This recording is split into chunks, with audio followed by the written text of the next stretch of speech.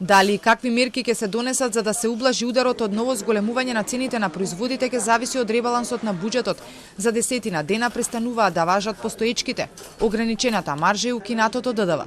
Она што во моментов се знае дека најверојатно замрзнувањето на цените како опција за заштита од инфлацијата нема да биде во игра. Да, токму тоа и го предлага Министерството за економија, да нема директно замрзнување на цените заради тоа што не можеме да влијаеме како Северна Македонија во делот на цените на суровините кои се увезуваат во нашата држава, во делот на својство на инпут за производство на финални производи кои се произведуваат во нашата држава. Со тоа може да се направат дополнителни проблеми во делот на пазарот во Македонија, а имајќи го предвид дека имаме други начини како тоа да го направиме.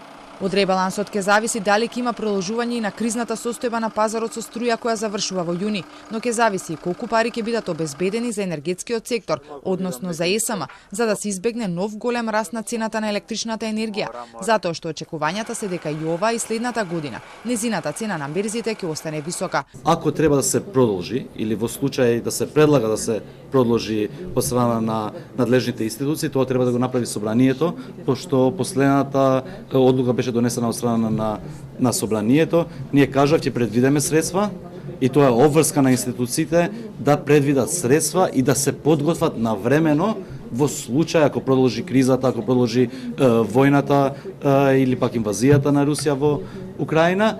Првата мерка за ублажување на инфлацијата беше донесена лани во декември, кога се замрзнаа цените на основните производи, но од март беше заменета со ограничување на маржите, а се укина и ДДВ-то за основните производи. И покрај овие мерки, цените продолжија да растат, а тоа го евидентираше и статистиката.